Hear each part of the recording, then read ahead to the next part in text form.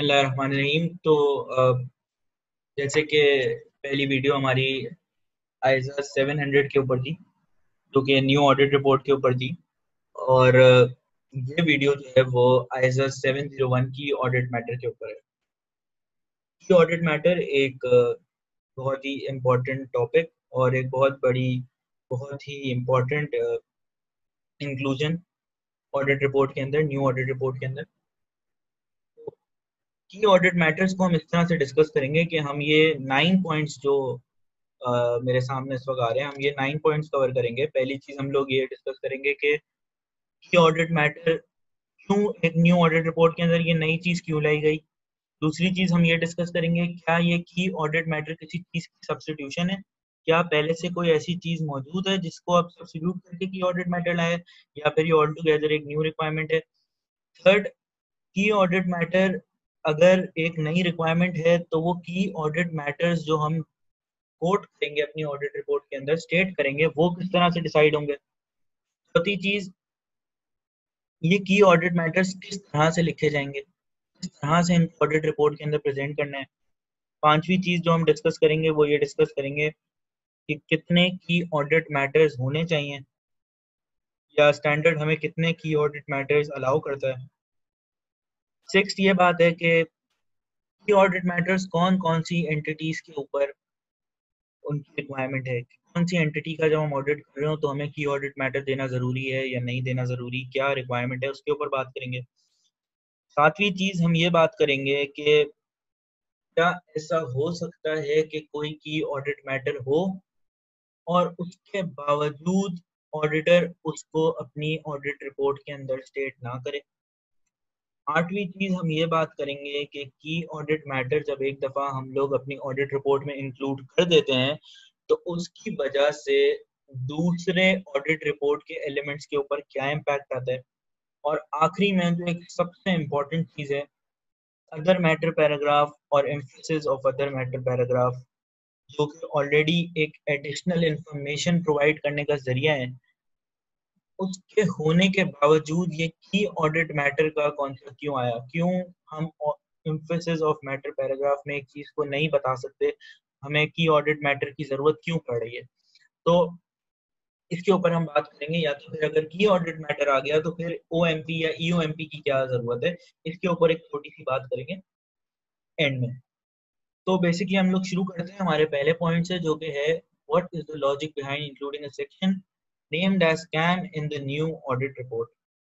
अच्छा जी, सबसे पहले तो ये समझना बहुत जरूरी है कि ऑडिट रिपोर्ट का काम क्या है। हमने पहले भी आइजा 700 की वीडियो के अंदर भी ये डिस्कस किया था कि ऑडिट रिपोर्ट का काम ये है कि यूजर्स को पता चले कि ऑडिटर्स का जो ओपिनियन है on the financial statements. Auditors आए, अपनी 4-5 लोगों की टीम लेके आए, उन्होंने फाइनेंशियल स्टेटमेंट्स को रिव्यू किया, उन्होंने फाइनेंशियल स्टेटमेंट्स को इंस्पेक्ट किया, उन्होंने उसके ऊपर अपने ऑडिट प्रोसीजर्स परफॉर्म करे, मैनेजमेंट से इंक्वायर किया, और एंड में जाके अपना एक ओपिनियन दिया कि यार ये फाइनेंशियल स्टेटमेंट्स तो हम रीजनेबल अश्योरेंस देते हैं कि ये फ्री फ्रॉम मटेरियल मिसस्टेटमेंट्स हैं।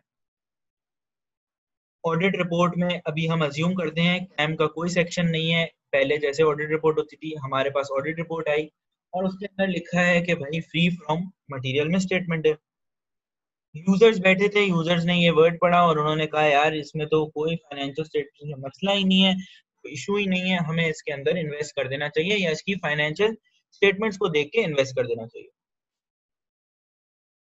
अब ये जो एक लाइन या की ऑडिट ऑडिट रिपोर्ट के अंदर ये जो मैंने एक लाइन पढ़ी, उसकी बेसिस के ऊपर मैंने ये एवेल्युएट किया, मैंने ये ये सोचा, ये मैं आखिर में इस नतीजे पे पहुंचा कि यार ये फाइनेंशियल स्टेटमेंट्स के ऊपर रिलाई किया जा सकता है, और मैंने वो फाइनेंशियल स्टेटमेंट्स घुमाई और उसके बाद बोला यार इस कंपनी के अंदर इन्वेस्ट कर दो।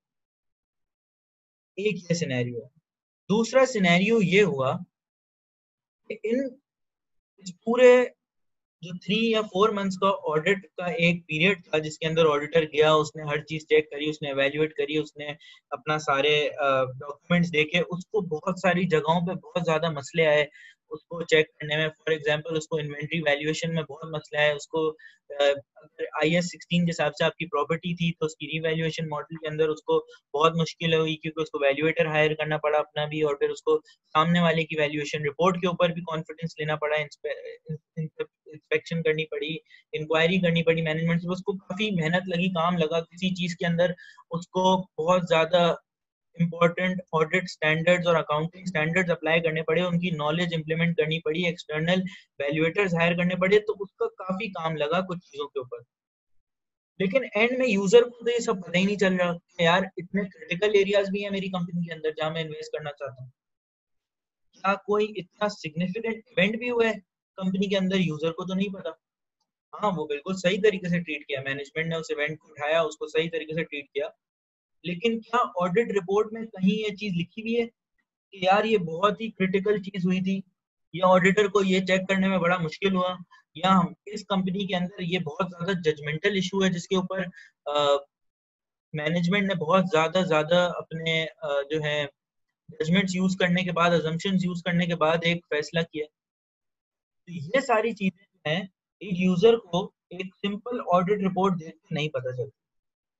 लेकिन अगर उसमें आप एक पर्टिकुलर सेक्शन डाल दें जिसका नाम हो की ऑडिट मैटर्स, और उसके अंदर आप वो ऑडिट मैटर्स डिस्क्राइब करें जो कि सबसे ज्यादा सिग्निफिकेंट थे ऑडिट के अंदर, ऑडिट करते हुए जो जो सबसे ज्यादा मोस्ट सिग्निफिकेंट इश्यूज थे, एज अ सिग्निफिकेंट इश्यूज नहीं कहता इनको, कैम को कहता है द मोस्ट सिग्निफिकेंट इश्यूज। क्यों? ताकि जब यूजर उस ऑडिट रिपोर्ट को पढ़ रहा हो तो उसको सिर्फ ये नहीं पता हो कि एक ऑडिट 3 महीने का हुआ और उसका नतीजा था कि 3 रिपोर्ट आई है, तो हाँ भाई चलो इन्वेस्ट कर लेते हैं, या चलो इन फाइनेंशियल स्टेटमेंट्स के ऊपर अंधाधुंध भरोसा करके चलो बिस्मिल्लाह करो इन्वेस्ट करते हैं आज। इस वजह से सिर्फ ये उसके दिमाग में ना हो, कैम का एक सेक्शन आ गया, और इस वक्त लोगों को कैम का सेक्शन पढ़ के ये समझ में आता है कि ना सिर्फ ये एक क्लीन रिपोर्ट है, बल्कि इसके अंदर कुछ ऐसे इश्यूज थे, कुछ ऐसे मसले थे, कुछ ऐसी चीजें थी फाइनेंशियल स्टेटमेंट्स के अंदर जिसके अंदर ऑडिटर्स को बहुत मुश्किल हुई, जिसके अंदर जजमेंट इन्वॉल्व थी, जो मटेरियल थी जिसके ऊपर बोर्ड से बहुत ज्यादा बात हुई। इस वजह से इस कैम को जो रिक्वायरमेंट रखी है वो रखी है लिस्टेड कंपनीज के अंदर, लिस्टेड एंटिटीज के ऊपर कैम रखा है। क्यों? क्योंकि उसके अंदर पब्लिक इन्वेस्ट कर रही होती है, और पब्लिक इन्वेस्ट करते हुए मेक श्योर करे कि वो की ऑडिट मैटर्स जरा एक दफा देख ले और समझ ले। क्या देखो, फॉर एग्जांपल इन्वेंट्री के अंदर आप सोचें अगर कोई इम्पेयरमेंट हुई है, और इम्पेयरमेंट जो है बिल्कुल सही करी है मैनेजमेंट ने, और ऑडिटर ने 3 रिपोर्ट दी है, तो हर बंदे को अगर इसके अंदर जजमेंट्स इन्वॉल्व थी तो एक की ऑडिट मैटर बन गया होगा। अगर वो बोर्ड ऑफ डायरेक्टर्स से बहुत ज्यादा बात हुई होगी, ऑडिटर्स को बहुत मुश्किल लगी होगी, और ऑडिटर्स ने बहुत मेहनत के बाद इसके ऊपर फैसला किया होगा, और ऑडिटर्स अपने यूजर्स को बताना चाहते हैं यार ये एक की ऑडिट मैटर था हमारे ऑडिट के अंदर, और ये जरा तुम लोग गौर से देख लेना कि इसके ऊपर ये जजमेंट्स इन्वॉल्व थी, और ये इस नोट के अंदर आ रहा है, और इधर जाके एक दफा देख लो ताकि इन्वेस्ट करने से पहले तुम्हें की ऑडिट मैटर पता हो।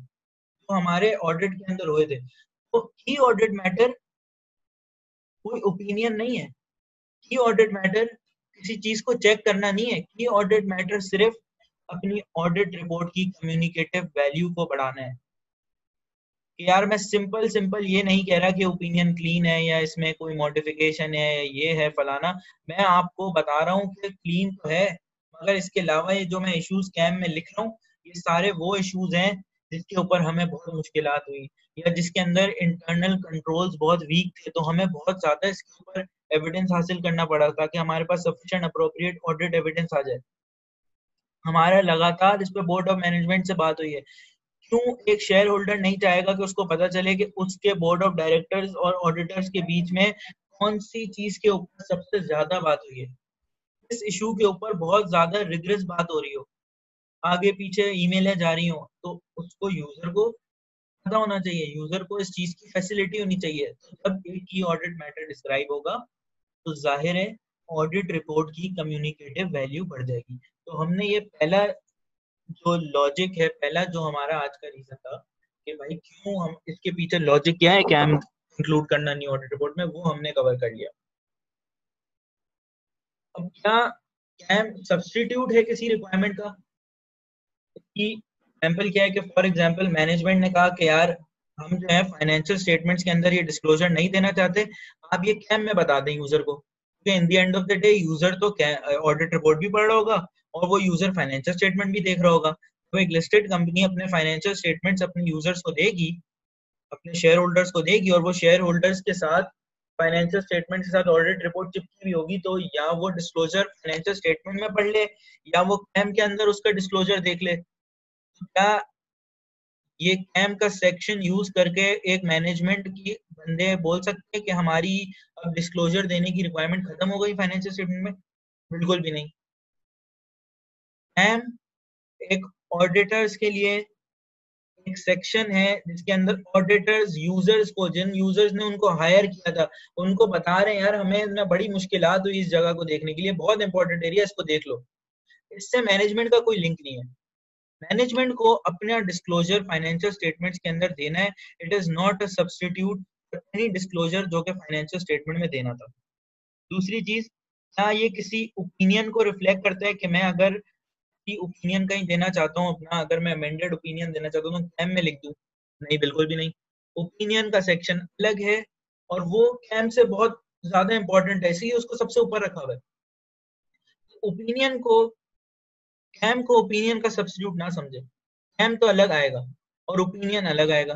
so KAM is not a substitute for opinion, या it is not a substitute कि आप कोई मॉडिफिकेशन कर रहे हो उसकी जगह, या कोई आप डिस्क्लोजर रख रहे हो फाइनेंशियल स्टेटमेंट में, या आपको अगर गोइंग कंसर्न का जो सेक्शन है ऑडिट रिपोर्ट के अंदर जो 570 के थ्रू आता है, अगर उसके अंदर कोई चीज आपको कोट करनी है तो KAM is not a substitute. KAM में कोट करती तो मैं गोइंग कंसर्न का सेक्शन नहीं डालूंगा। ऑडिट रिपोर्ट को 700 की न्यू ऑडिट रिपोर्ट को बहुत ही प्रिसाइज और बहुत अच्छे तरीके से लॉजिकली हैंडल किया और बहुत ही अच्छी ऑडिट रिपोर्ट बनाई है विद हेडिंग्स, ताकि हर बंदे को पता हो यार मुझे ओपिनियन देखना है, हाँ ये पहले पैराग्राफ में लिखा हुआ है ओपिनियन। अच्छा ओपिनियन तो क्लीन है, अच्छा कौन से ऐसे मैटर्स थे जो बहुत इंपॉर्टेंट थे, की ऑडिट मैटर्स थे, चलो इनको जाके देखते हैं। तो उसके लिए फिर आप थोड़ा नीचे जाएं, ओपिनियन, बेसिस फॉर ओपिनियन, और फिर कैम आ जाएगा, कैम देखें। KAM is not a substitute for any opinion, याद रखें। KAM is not a substitute for any disclosure. अगर आपको आपके आप ऑडिट पे जाते हो, वहां की मैनेजमेंट कहती है कल को कि यार कैम की जगह जो है आप कैम के अंदर ये डिस्क्लोजर डाल दें, हम फाइनेंशियल स्टेटमेंट में नहीं डाल रहे, आप उसको बोलेंगे भाई ये रिक्वायरमेंट अलग है और कैम की रिक्वायरमेंट अलग है, और अगर आप नहीं डाल रहे फाइनेंशियल रिपोर्टिंग स्टैंडर्ड को फॉलो नहीं कर रहे, और अगर वो मटेरियल हुआ तो मैं अपना ओपिनियन अमेंड कर दूंगा, कैम अमेंड नहीं करूंगा। बात समझ आ रही? तो cam is not a substitute for any such requirements जो मैंने आपको डिस्क्राइब किया। अच्छा जी, तो हम कैम को किस तरह से डिसाइड करेंगे? यार ऑडिट के अंदर तो बहुत मसले होते हैं। ऑडिट के अंदर क्या होता है, नॉर्मली मैं एक टीम लेके गया और लोगों को मैंने अलग अलग एरियाज दे दिए। अब जूनियर कोई एरिया कर रहा है, कोई सेमी सीनियर कोई और एरिया कर रहा है, जो ऑडिट सीनियर है वो कोई और एरिया कर रहा है, सब बैठ के अपने अपने एरियाज कर रहे हैं, और एंड में एक लिस्टेड कंपनी के अंदर ये सब काम कर रहे, ऑडिट कर रहे थे, और सबने अपने अपने ऑडिट के अंदर इश्यूज निकाल के आपके पास ले आए। आप है मैनेजर, आपके पास ले आए कि यार इसको कैम में डाल दें, इसको कैम में डाल दें, इसको कैम में डाल दें, ये हमारे हिसाब से बहुत इंपॉर्टेंट इशू है। क्या ये सारे इश्यूज कैम है? क्या ये सारे इश्यूज कैम है? तो ऐसा कहता है कि कैम के लिए, एक इशू को कैम के लिए क्वालिफाई होने के लिए कुछ फिल्टर्स के थ्रू जाना पड़ेगा, जिसके बाद वो इशू मोस्ट सिग्निफिकेंट इशू बन जाएगा। और आयजा चाहता है बस वो मोस्ट सिग्निफिकेंट इश्यूज ही कैम में है, हर इशू कैम का पार्ट नहीं बन सकता। कल को कोई जूनियर आके कहता है कि यार हमारा, मुझे रेवेन्यू टेस्ट करने में बहुत मुश्किल हुई, इसको कैम में डाल दो। कोई आके कहते हैं यार इम्पेयरमेंट के अंदर बड़ी मेहनत लगी, इसको कैम में डाल दो। हर चीज कैम में नहीं जा सकती, वरना कैम की वैल्यू खत्म हो जाएगी। तो ऐजा ने कैम की वैल्यू को सिक्योर करने के लिए उसको फिल्टर्स के थ्रू निकाला है।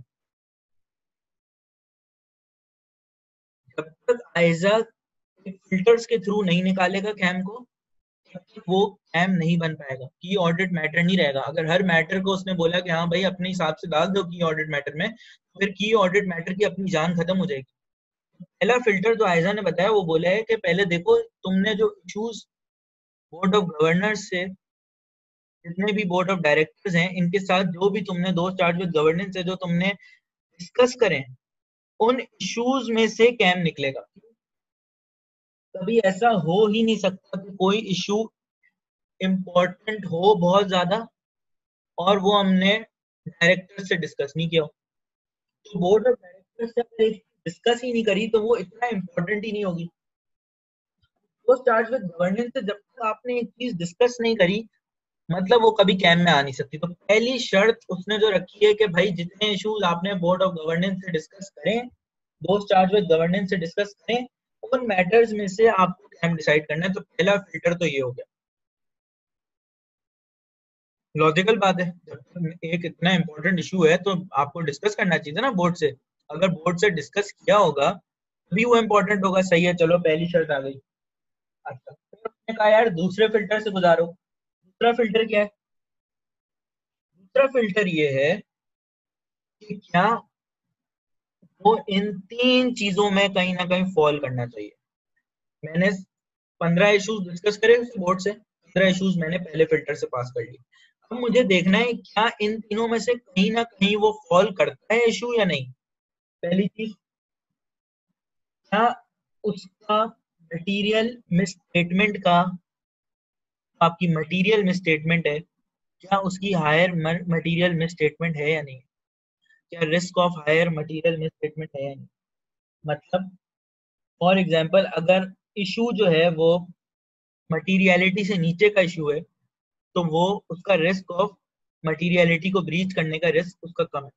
तो हमें देखना है कि higher risk of material misstatement रखता है, सिग्निफिकेंट रिस्क है या नहीं है।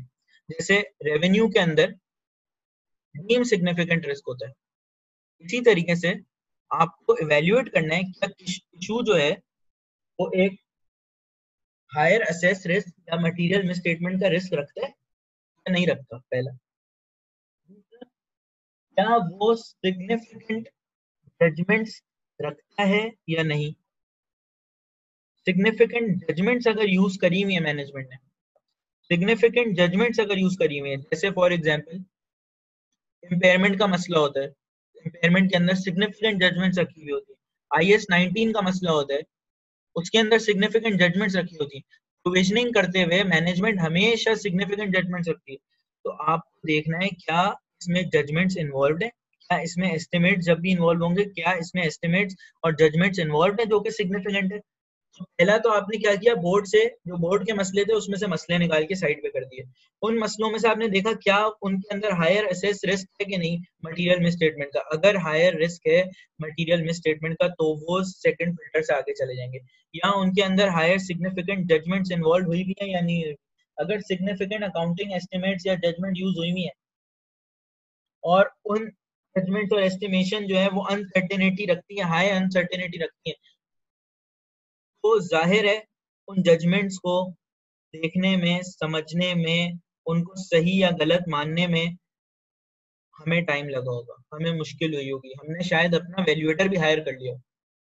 सही है, तो ये सिग्निफिकेंट इशू बन जाता है।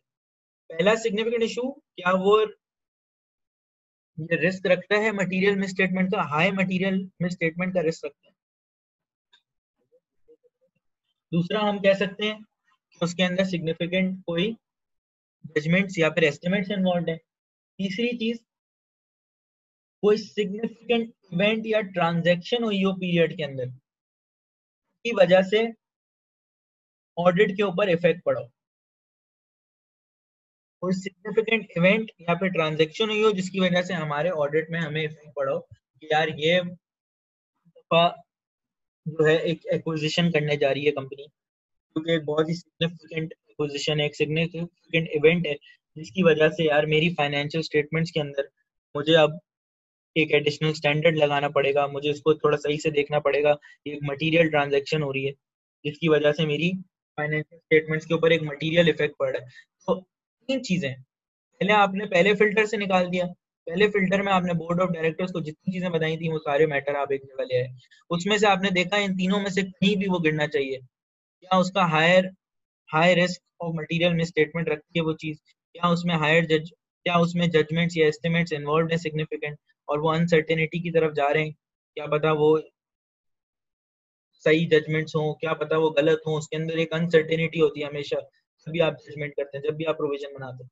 थर्ड चीज, उसमें आप देखेंगे कोई ना कोई ऐसा इवेंट नहीं हुआ जिसकी वजह से आपकी फाइनेंशियल स्टेटमेंट्स के ऊपर कोई ना कोई इम्पैक्ट हो, तो आपने वो इवेंट अगर इस तरह का हो गया जिसकी वजह से सिग्निफिकेंट इवेंट हो गया है जिसकी वजह से आपकी फाइनेंशियल स्टेटमेंट पे कोई इम्पैक्ट पड़े, तो आपने फिर उसको सेकंड फिल्टर से आगे कर देना है।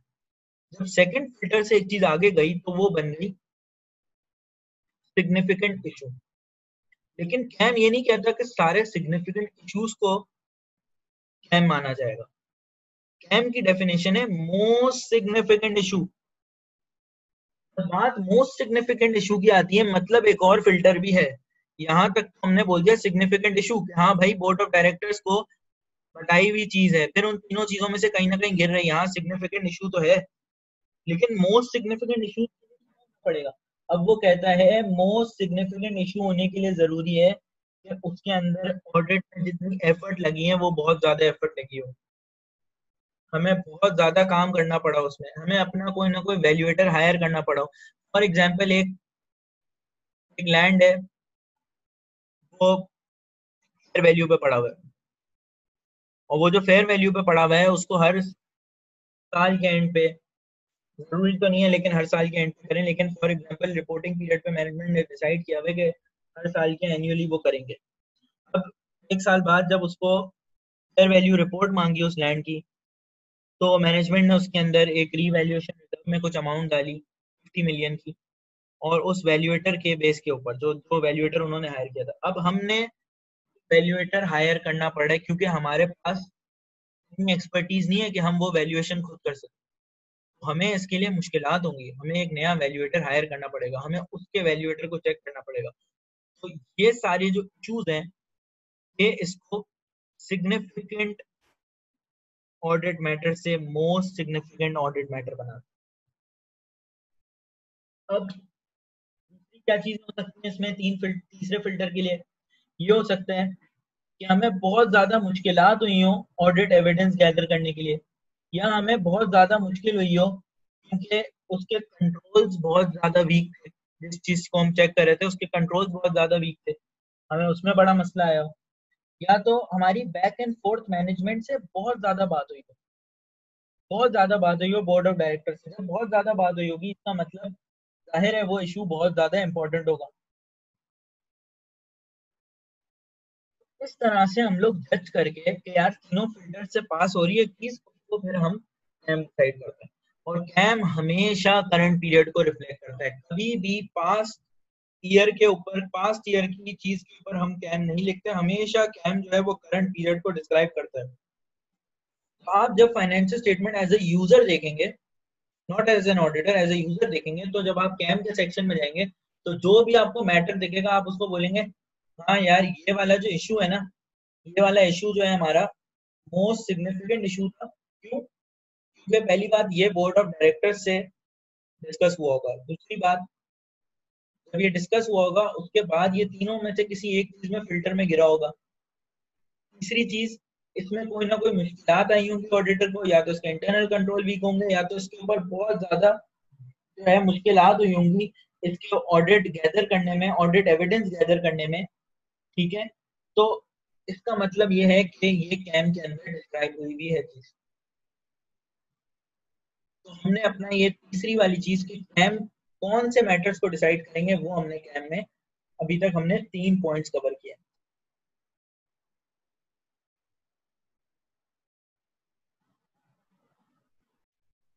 अच्छा जी, अब हम अपनी चौथी रिक्वायरमेंट पे जाते हैं, how to report a KAM in the audit report. तो सबसे पहली चीज ये होती है कि कैम के अंदर आप एक छोटी सी डिस्क्रिप्शन देते हैं, कैम है क्या। ठीक है, कैम की हल्का सा आप डिफाइन करते हैं ताकि जिसको भी यूजर को, जिसने इतनी पढ़ाई नहीं करी भी हो, आयजा नहीं देखा हो, ये सब चीजें नहीं देखी, उसको कम से कम ये पता हो कैम असली में है क्या। तो इंट्रोडक्टरी एक लैंग्वेज होती है कि key audit matters are those matters that in the auditor's professional judgement were of the most significant. ठीक है, मोस्ट सिग्निफिकेंट, मोस्ट सिग्निफिकेंट हमेशा आप लिखेंगे कि word the most significant, significance में नहीं रुकेंगे। और वो हमने थर्ड पॉइंट में कवर किया, वो मोस्ट सिग्निफिकेंट जो थर्ड फिल्टर की वजह से बन जाते हैं। उसके बाद क्या होगा, आप जितने भी कीवर्ड मैटर्स हैं उनको अलग अलग हेडिंग के साथ लिखेंगे। इस डेफिनेशन के अंदर जो है आप ये भी डाल देंगे कि हम इसके ऊपर कोई ओपिनियन नहीं दे रहे, ये हमारा कुछ सेपरेट ओपिनियन नहीं है, क्योंकि याद रखें हमने 2 में कवर किया था कि KAM is not a substitute for any opinion. तो उधर भी बता देते हैं, यूजर्स को हर तरह का यूजर है ना, हर बंदा इतना आयजा और ये सब चीजें नहीं पढ़ के आया होगा, तो उसको ये बता देंगे ये कोई ओपिनियन नहीं है, और ये बता देंगे कि ये मोस्ट सिग्निफिकेंट इश्यूज थे। उसके बाद हम एक एक कैम को अलग अलग हेडिंग देंगे, और उसको सबसे पहली चीज जो हम ये करते हैं वो हम ये करते हैं कि फाइनेंशियल स्टेटमेंट्स के डिस्क्लोजर, जहां उसका जो मोस्ट सिग्निफिकेंट आपको इशू लगा था वो कहीं ना कहीं फाइनेंशियल स्टेटमेंट के अंदर डिस्क्लोज हुआ होगा, तो उस डिस्क्लोजर को आप यहाँ रेफर करते हैं, उस उस चीज को डिस्क्राइब करते हैं कि यार ये इतना डिस्क्लोज हुआ है और इसके अंदर ऐसा ऐसा हुआ है। उसके बाद आप ये बताते हैं कि ये मोस्ट सिग्निफिकेंट क्यों था। आपको उन 3 चीजों में से कोई एक चीज लिखनी होगी कि क्या इसमें मैनेजमेंट के बहुत ज्यादा जजमेंट्स या एस्टिमेट्स इन्वॉल्व थे, या ये बहुत हायर रिस्क असेस्ड एरिया था कि भाई इसके अंदर काफी हाई असेस रिस्क है मटेरियल मिसस्टेटमेंट का, या तो कोई सिग्निफिकेंट इवेंट हुआ है उसकी वजह से। तो तीनों में से आपको कोई ना कोई एक रीजन देना है बताने के लिए कि सिग्निफिकेंट इशू क्यों था, मोस्ट सिग्निफिकेंट इशू क्यों था, तो आप इसको ये डिस्क्राइब करते हैं।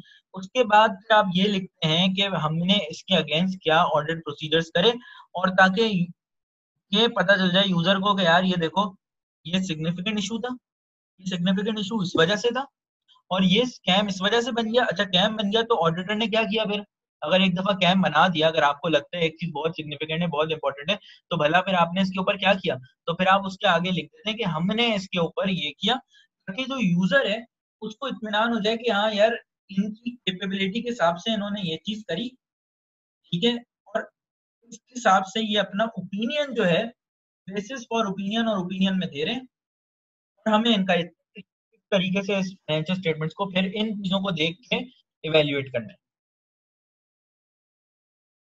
अब हम के अंदर जो है एक रिपोर्ट है देखने के लिए कि कैम किस तरह से उस रिपोर्ट के अंदर दिया। अच्छा जी, अब हम एक ऑडिट रिपोर्ट की तरफ जाते हैं देखने के लिए कि यार किस तरीके से एक्चुअल में रिकॉर्ड हो रहा है, जो हमने पढ़ा है वो क्या वाकई इस तरह से रिकॉर्ड हो रहा है या नहीं हो रहा। तो अगर हम इसको देखें तो ये पब्लिकली अवेलेबल डेटा होता है, आप किसी की भी ऑडिट रिपोर्ट लिस्टेड कंपनी की आप डाउनलोड कर सकते हैं। तो कंपनी की ऑडिट रिपोर्ट डाउनलोड की है। अच्छा इसको आप देखें, सबसे पहले ऑडिट रिपोर्ट के अंदर सिंपल वो सबसे पहले ओपिनियन दे रहा है, जो हमारी 700 में बात हुई थी पहले तो है, अब ओपिनियन आएगा, क्योंकि ओपिनियन सबसे इंपॉर्टेंट चीज है तो उससे स्टार्ट करना चाहिए, पहले बहुत नीट होता था। उसके बाद आ गया बेसिस फॉर ओपिनियन, ठीक है, तो हमने बात करी थी कि ओपिनियन बेसिस फॉर ओपिनियन। उसके बाद तरीके से हमने अभी बात करी कि सबसे पहले तो की ऑडिट मैटर्स देंगे और डिफाइन करेंगे कि की ऑडिट मैटर्स होते क्या हैं, और हम उसके अंदर यहाँ पे हमने देखें स्पेसिफिकली 2 चीजें लिखी हैं, जो मैंने आपको 2 चीजें बताई कि ये 2 चीजें लिखना जरूरी है। क्यों? क्योंकि हर बंदा इतना पढ़ा लिखा नहीं होगा, हर बंदे ने इतना ज्यादा आइजा और ऑडिट और ये सब चीजें नहीं पढ़ी होंगी, तो उसके लिए बहुत जरूरी है कि आप यहाँ मेंशन कर दें कि यार audit of the financial statements के करंट ईयर में से जो मोस्ट सिग्निफिकेंट इश्यूज थे, मोस्ट सिग्निफिकेंट इशू थे, ठीक है, उसको हमने यहाँ पे लिखा है। दूसरी चीज इसमें हम मेंशन करते हैं कि हम लोग सेपरेट ओपिनियन नहीं दे रहे, we are not providing a separate opinion, ठीक है, तो ये एक बहुत इंपॉर्टेंट चीज। और दूसरी चीज कि हम मोस्ट सिग्निफिकेंट ऑडिट इश्यूज बता रहे हैं फाइनेंशियल स्टेटमेंट के अंदर से, और करंट पीरियड, ये 3 इंपॉर्टेंट चीज में से हम हाईलाइट कर रहे हैं। उसके बाद आप यहाँ पे देखें डिफरेंट मैटर्स उसने अलग अलग हेडिंग में लिखे हैं। जैसे पहला मैटर उसने ये बताया हुआ है इंटेंजिबल एसेट की, गुडविल का। उसके अलावा उसने बताया हुआ है valuation of stock and trade का, दूसरा में की ऑडिट मैटर। तीसरा उसने टैक्स रिलेटेड लिटिगेशन के ऊपर बात की। तो अब फॉर एग्जांपल हम लोग valuation of stock and trade उठाते हैं और देखते हैं क्या हमने जो पढ़ा है वो उसी तरीके से डिस्क्राइब हुआ है कि नहीं।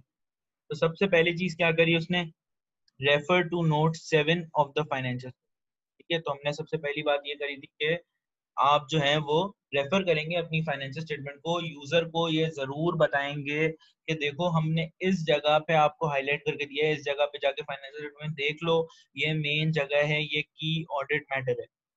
तो यूजर जो होगा वो इस नोट के रेफरेंस के थ्रू वहां पहुंच जाएगा। उसके बाद ये डिस्क्राइब कर दिया कि भाई कौन सी चीज उस नोट के अंदर है। As at December 31st 2019 carrying amount ये थी और उसके अगेंस्ट एक एडजस्टमेंट हुई है, ठीक है, प्रोविजन की, तो वो भी हमने यहाँ पे बता दी। तो आखिर में हम क्या बता रहे हैं, उसके बाद थर्ड स्टेप जो हम बात कर रहे थे, चार स्टेप थे ना। पहला स्टेप था कि यार रेफरेंस दे दो डिस्क्लोजर का। दूसरा स्टेप था हम बताएंगे कि वो चीज वहाँ डिस्क्लोजर में किस तरह लिखी हुई है, उसको थोड़ा सा डिस्क्राइब कर देंगे। तीसरी चीज हमने बोली थी वाई कैम। तो अब देखो वाई कैम उसने किस तरह बताया, we identified valuation of inventories as the key audit matter. क्यों? क्योंकि उन तीनों में से कौन सी चीज आ रही है, it involve significant management judgement. ये बात हुई थी हमारी, ये वाली चीज यहाँ से कोट करी। तो जब ये वाली चीज कोट करी तो हमें पता चला कि भाई फिल्टर में भी आ रही है, ठीक है, तो वाई कैम भी बता दिया। और फिर आखिरी में हमने बताया कि हमने इसके ऊपर क्या परफॉर्म करे ऑडिट प्रोसीजर, जो मेन ऑडिट प्रोसीजर्स थे वो हमने यहाँ पे लिस्ट डाउन कर लिए। तो जो आपने अभी पढ़ा है कि हम कैम किस तरह से लिखते हैं, वैसे ही एक्चुअल में एक लिस्टेड कंपनी भी अपना कैम लिखती है, और हमने ये प्रैक्टिकली यहाँ पे देख लिया, ठीक है। तो अब ये देखें आप, ऑडिट रिपोर्ट कितनी बड़ी हो गई है। पहले ऑडिट रिपोर्ट 1 पेज या 1.5 पेज में आ जाती थी, अब देखें तकरीबन 5 पेज की ऑडिट रिपोर्ट हो गई है। अच्छा जी, अब हम आ जाते हैं वापस से अपने पॉइंट के अंदर। तो हमने ये कवर कर लिया हाउ टू रिपोर्ट कैम, ठीक है। अच्छा, कैम में कितने इश्यूज डिस्क्राइब करने चाहिए? कैम में आयजा कहता है जितने इश्यूज आपको कैम लगते हैं आप सारे इश्यूज कैम में लिख लें, कोई इशू नहीं है। लेकिन एक चीज आप खुद सोचें, कैम आप क्या कह रहे हैं कि ऑडिट मैटर्स, मतलब सबसे इंपॉर्टेंट ऑडिट मैटर्स। अगर आप एक चीज को इंपॉर्टेंट कह रहे हैं और उसमें बहुत बहुत चीजें डाल दें ना, तो उसकी इंपॉर्टेंस खत्म हो जाती है। इसी वजह से कैम के अंदर, ये आयजा के अंदर भी लिखा है कि मेक श्योर करो कि इतने इशू डालो कि उसकी इंपॉर्टेंस रह जाए। अब जैसे पिछली ऑडिट रिपोर्ट में हमने देखा कि उसके अंदर 3 इश्यूज डले हुए थे, जबकि कंपनी इतनी बड़ी है, उसमें और भी चीजों में ऑडिटर को मसला हुआ होगा, शायद ना हुआ हो, लेकिन उसमें काफी मेहनत लगी होगी ऑडिटर की, और बहुत सारे इशू शायद की ऑडिट मैटर में आ गए हो। बहुत सारे इश्यूज पे बोर्ड ऑफ डायरेक्टर से बात हुई होगी, बहुत सारे इश्यूज में जजमेंट और भी हुई होंगी, बहुत सारे इश्यूज में और भी इन लोगों को मुश्किलात हुई होंगी ऑडिट करने में, डेटा लेने में, चीजें करने में। लेकिन क्यों उन तीनों को सेलेक्ट किया? ताकि की ऑडिट मैटर की जो इम्पोर्टेंस है, जो सिग्निफिकेंस है, वो अपनी जगह पे रहे। यूजर जब रिपोर्ट देखेगा और वो बोलेगा यार ये 3 ही मसले हैं की ऑडिट मैटर, या 4 की ऑडिट मैटर्स हैं, वो चारों पे जाके देखेगा जरूर। अगर आप 12-13 की ऑडिट मैटर्स बता देंगे तो कोई भी नहीं जाके देखेगा, उनको लगेगा यार ये तो सभी, ये तो बोल रहे हैं सभी इंपॉर्टेंट है। ये इसी तरह है जब हम लोग अपने टीचर से पूछते हैं कि यार एग्जाम में इंपॉर्टेंट क्या है, और वो सारे टॉपिक्स बता देते हैं, यार ये भी आएगा, ये भी आ सकते हैं, ये भी आ सकते हैं, ये भी आ सकते हैं। तो आप जब छठा या सातवां टॉपिक बताते हैं, वो बताते हैं टीचर, तो आप 8वां टॉपिक में नहीं लिखते, आप बोलते हैं यार ये तो सभी बोल रहे हैं तो उसको छोड़ो। तो इसी तरीके से कैम्प में भी यही बोले यार, मोस्ट इंपॉर्टेंट टॉपिक्स बताओ ताकि लोग जाके फिर उनको देखें, उसकी इंपॉर्टेंस रहे। तो ये हमने कवर करा। उसके अलावा ये किस किस के ऊपर अप्लाई होता है? ये अप्लाई होता है लिस्टेड कंपनी के ऊपर। इसके अलावा ये अप्लाई होता है जिसको लॉ एंड रेगुलेशन कहते हैं कि यार कैम डालना जरूरी है, तो कैम डालें, भले लिस्टेड हो या अनलिस्टेड हो। तीसरा, अगर ऑडिटर खुद चाहता है किसी कंपनी में कैम डालना, तो फिर वो कैम डाल सकता है, जब ऑडिटर डिसाइड करता है। ये 3 सर्कमस्टांसेस होती हैं, ये भी हमने कवर कर लिया। अच्छा जी, अब हम आ जाते हैं कैम जो है 7वें पॉइंट के ऊपर, is there any exception to state a matter in KAM? क्या एक मैटर जो कैम की डेफिनेशन को क्वालिफाई कर जाता है, उसके अलावा मैं कैम ना लिखूं, ऐसा हो सकता है? बिल्कुल हो सकता है, वो इस तरह हो सकता है। फॉर एग्जाम्पल, अगर कोई मैटर आपको कैम लगता है, लेकिन लॉ एंड रेगुलेशन कहती है कि यार इसको कैम नहीं लिख सकते, आप ये डिस्क्लोज नहीं कर सकते, हमारी इसके अंदर अभी कोई इन्वेस्टिगेशन जो है चल रही है, ये मैटर हम पब्लिक को नहीं बताना चाहते अभी, तो फिर आप इसको कैम में ना लिखें। दूसरी चीज, कुछ डेटा ऐसा होगा जो बहुत ज्यादा कॉन्फिडेंशियल होगा कंपनी के लिए। फॉर एग्जाम्पल, एक आप कंपनी जो है वो एक नया नई ड्रग बना रही है या कोई नया सॉफ्टवेयर बना रही है, और उस ड्रग या सॉफ्टवेयर के ऊपर आपने ऑडिट के अंदर बहुत काम किया और आपको बहुत ज्यादा उसके ऊपर मेहनत लगी, लेकिन कंपनी वो डिस्क्लोज नहीं करना चाहती। लेकिन जब आप कैम लिखेंगे तो वो तो डिस्क्लोज हो जाएगी। कंपनी आपको कहेगी, बोर्ड ऑफ डायरेक्टर्स कहेंगे यार भाईजान इसको कैम में नहीं डालो, ये रिपोर्ट एनुअली छपेगी, ये सबको पता चल जाएगा, ये पब्लिक इंफॉर्मेशन होगी, कोई भी निकाल के देख लेगा, हमारे कंपेटिटर्स जो है इसका फायदा उठा लेंगे। इससे क्या पता चलेगा कि यार यूजर जिनका आप फायदा कराना चाह रहे थे उनको फाइनेंशियल स्टेटमेंट का बताने के लिए कि इसमें इन्वेस्ट करो, देखो कितना मैं आपको कम्युनिकेटिव वैल्यू बढ़ा रहा था कैम की, उन यूजर जिन्होंने इसके अंदर ऑलरेडी इन्वेस्ट किया हुआ होगा उनका कितना नुकसान हो जाएगा कि अगर सामने वाले कंपेटिटर्स भी उस इंफॉर्मेशन को यूज करके अपना वही प्रोडक्ट बनाने लगे या फिर काउंटर करने लगे। ऐसी इंफॉर्मेशन के वक्त ऑडिटर को ये गुंजाइश दी हुई है कि आप इसको की ऑडिट मैटर ना करें और अपनी ऑडिट डॉक्यूमेंटेशन में इसको कोट कर दें कि हमने इसको क्यों की ऑडिट मैटर होते हुए भी कोट नहीं किया। लेकिन इसके अंदर भी आपको सिंपल मैनेजमेंट की बात सिर्फ माननी नहीं है, आपने चेक करना है वाकई क्या मैनेजमेंट ये बात सच कह रही है। और इसका फायदा तब भी होता है कि इसके अंदर से एक और टॉपिक लिंक हो जाता है कि जब आप एंड में बोर्ड ऑफ गवर्नेंस को या फिर दोस्त चार्ज विद गवर्नेंस को बताते हैं कि हम ये चीजें कैम में डाल रहे हैं, तो एट टाइम्स ये होता है कि बोर्ड ऑफ गवर्नेंस कहती है कि हम इसका डिस्क्लोजर जो है फाइनेंशियल स्टेटमेंट में और अच्छा कर लेते हैं कि जब ऑडिटर्स कैम के अंदर एक चीज ऑलरेडी बता रहे हैं इतना खोल के इतना अच्छे से, तो हम क्यों ना अपना फाइनेंशियल स्टेटमेंट डिस्क्लोजर दें ताकि जब यूजर देखे तो बोले हाँ ऑडिटर ने हमें एक चीज बताई और हमारी जो अच्छी मैनेजमेंट थी, बोर्ड ऑफ डायरेक्टर्स थे, वो भी हमें ये बात अच्छे से डिस्क्लोज कर रहे हैं इस नोट के अंदर। तो कैम जब आप एक चीज डालते हैं तो आप हमेशा बोर्ड ऑफ डायरेक्टर्स से कम्युनिकेट करते हैं कि हम ये कैम डाल रहे हैं और क्या पता बोर्ड ऑफ डायरेक्टर्स आपको एडिशनल कैम बता दें या अपने डिस्क्लोजर फाइनेंशियल स्टेटमेंट में अच्छे कर लें। ये चीज हमने कवर कर ली। अब आ जाए, क्या कैम लिंक होता है दूसरे सब्जेक्ट के ऑडिट रिपोर्ट के अंदर? बिल्कुल लिंक होता है। तीन चीजों के अंदर कैम की लिंकिंग है। पहली चीज, अगर आपने कोई क्वालिफाइड ओपिनियन दिया हुआ है या फिर आपने material uncertainty relating to going concern दी हुई है 570 के हिसाब से या 705 के हिसाब से आपने कोई क्वालिफाइड ओपिनियन दिया हुआ है, क्वालिफाइड ओपिनियन या material uncertainty to going concern जो है वो अपने ही सेक्शन में डिस्क्राइब होगी। 705 अपने हिसाब से डिस्क्राइब होगा, 570 अपने गोइंग कंसर्न के सेक्शन में डिस्क्राइब होगा। कैम के अंदर इन दोनों सेक्शन को वापस से लिखना सही नहीं है। क्यों? KAM is not a substitute, पहले ही पढ़ा था। ये अपने सेक्शंस में तो आ गई। कैम में क्या ये कैम के लिए क्वालिफाई करती हैं? बिल्कुल करती हैं, क्योंकि इतनी इंपॉर्टेंट इश्यूज हैं। जब उनके लिए अलग अलग सेक्शन बना दिया ऑडिट रिपोर्ट में, तो वो मोस्ट सिग्निफिकेंट कैसे नहीं हो गए ऑडिट रिपोर्ट की? बिल्कुल हो गए। तो हमें रेफर करना जरूरी है कि यार रिपोर्ट के अंदर ये मैटर स्कैम है और ये इधर डिस्क्राइब हुए हैं। कहाँ डिस्क्राइब हुए हैं? इनके पर्टिकुलर सेक्शंस के अंदर। तो हम इनको बिल्कुल रेफर कर देंगे। और उसके अलावा अगर कोई स्कैम होगा तो हम लिखेंगे in addition to the matters as described in basis of qualified opinion.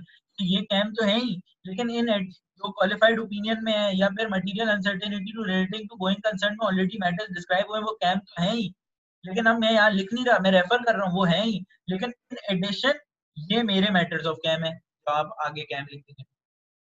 अच्छा, क्वालिफाइड ओपिनियन में क्या होता है कि आप कह रहे होते हैं कि एक particular aspect of the financial statement गलत है, ठीक है, बाकी सारा जो है वो हम 705 में इंशाल्लाह अच्छे से डिस्कस करेंगे डिटेल में। लेकिन आप यही बोल रहे होते हो कि यार एक पर्टिकुलर एलिमेंट जो है ना फाइनेंशियल स्टेटमेंट का वो गलत है और एक्सेप्ट फॉर दिस बाकी सब जो है फाइनेंशियल स्टेटमेंट का as per financial reporting standards है, अकॉर्डिंग टू है। तो इसके अंदर जब आप एडिशनल इश्यूज ये दोनों को रेफर करने के बाद एडिशनल कैम डालते हो तो कोई मसला नहीं होता, क्योंकि ये दोनों जो थे वो क्वालिफाइड या फिर अनसर्टेनिटी कोई कंसर्न की इसके अलावा जितने भी थे वो वैसे भी क्लीन आपने उसको except for basis for opinion में लिखा था कि एक्सेप्ट फॉर दीज इश्यूज, बाकी तो फिर सब सही है क्वालिफाइड के अलावा। क्वालिफाइड में आपने ये लिखा ना कि एक्सेप्ट फॉर ये वाला जो इशू है, एक्सेप्ट फॉर दिस इशू, बाकी सब क्लीन है। और एक्सेप्ट फॉर जो इशू आपने क्वालिफाइड में डिस्क्राइब किया वो आपने कैम में रेफर कर दिया। इसके अलावा जो भी एडिशनल कैम लिखोगे वो क्लीन ही ओपिनियन दिया होगा उसके ऊपर, तो कोई इशू नहीं है उसका। फिर in addition to the opinion, in addition to the qualified opinion, जो भी आपने इशू वहां डिस्क्राइब किया हुआ है, जो भी कैम लिखोगे वो क्लीन ही इशू पे कैम लिख रहे होगे, तो कोई इशू नहीं है, कोई मसला नहीं होगा, आप वही लिख रहे होगे। लेकिन जब आप एडवर्स ओपिनियन दोगे तो एडवर्स ओपिनियन में तो आप कहते हो कि पूरी की पूरी फाइनेंशियल स्टेटमेंट ही गलत है। आप कहते हो कि पूरी की पूरी फाइनेंशियल स्टेटमेंट ही गलत है। जब आप पूरी की पूरी फाइनेंशियल स्टेटमेंट को ही गलत कह रहे हो इस कंडीशन के अंदर अगर कोई कैम एडवर्स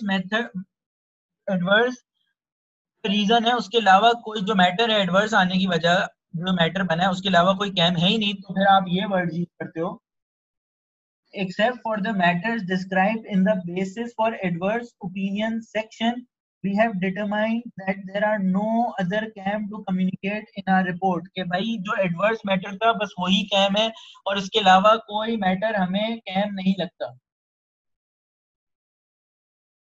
ठीक है। और आप रेफर कर देते हो कैम के अंदर, फिर कोई भी चीज नहीं आएगी, बस आप रेफर कर दोगे एडवर्स ओपिनियन को। लेकिन अगर एडवर्स ओपिनियन के अलावा भी आपको कोई ऐसे मैटर्स लगते हैं जो कि कैम है, तो आप फिर कैम तो डिस्क्राइब करोगे।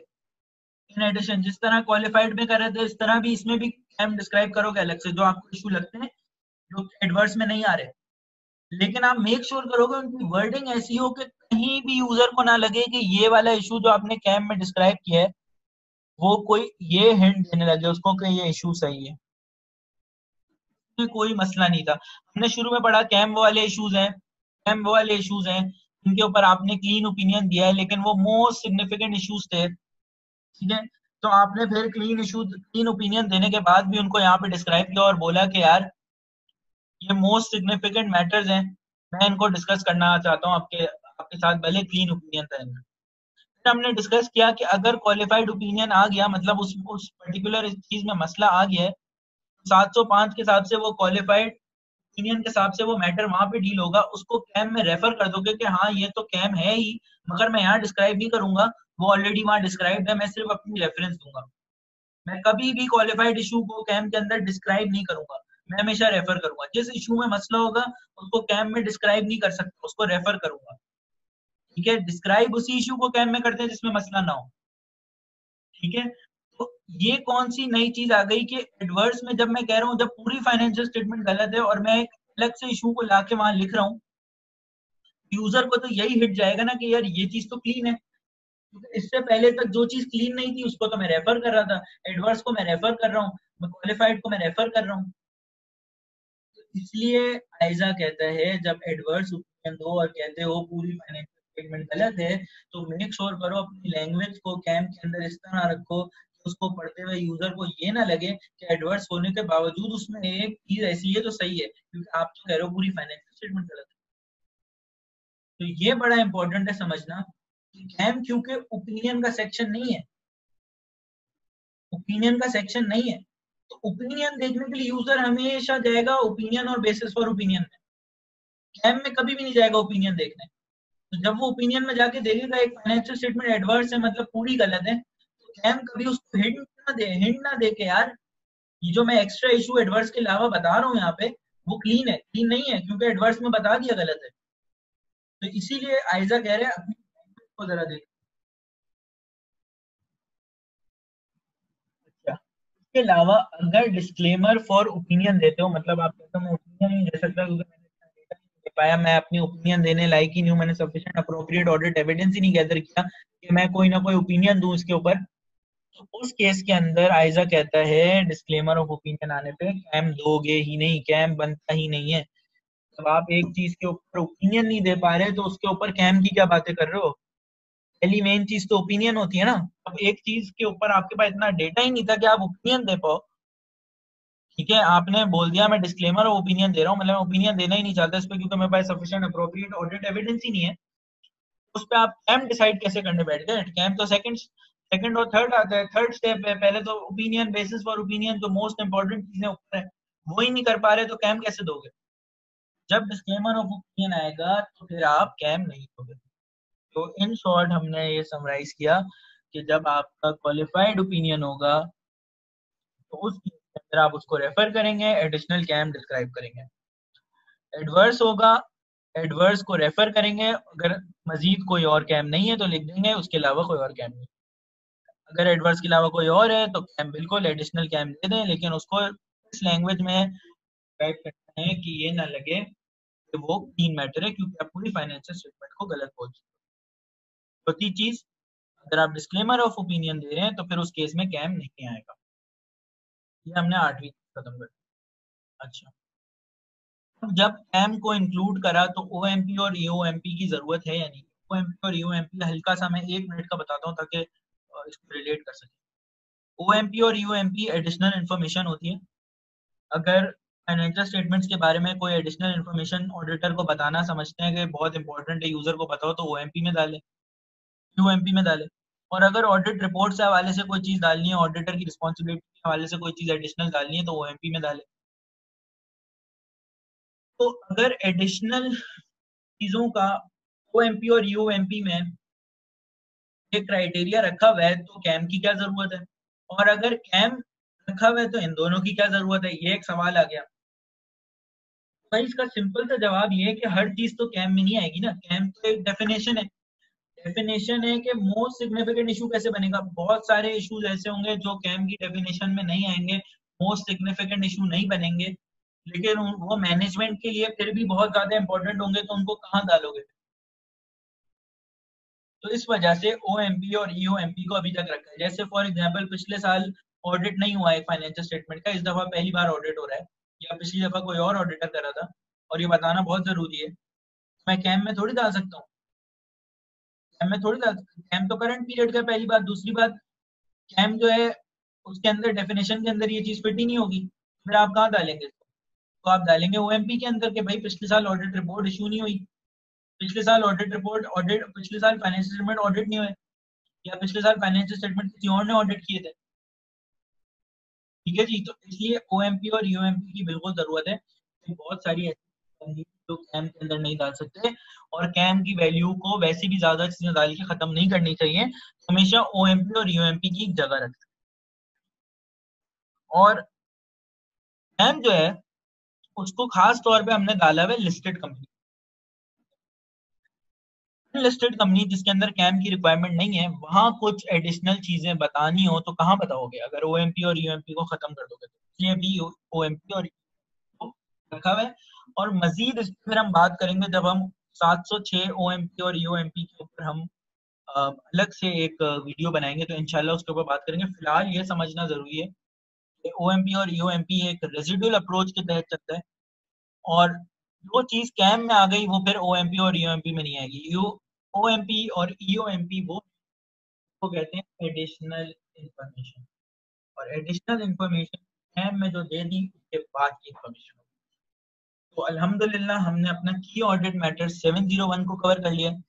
अब अगली वीडियो में इंशाल्लाह हम लोग 705 को करेंगे, और 706 उसके बाद, और इंशाल्लाह 700 की पूरी सीरीज इस तरह से हम करेंगे। फिर कुछ फाइनेंशियल रिपोर्टिंग के भी टॉपिक्स इंशाल्लाह हम लोग इंक्लूड करते हैं। Thank you.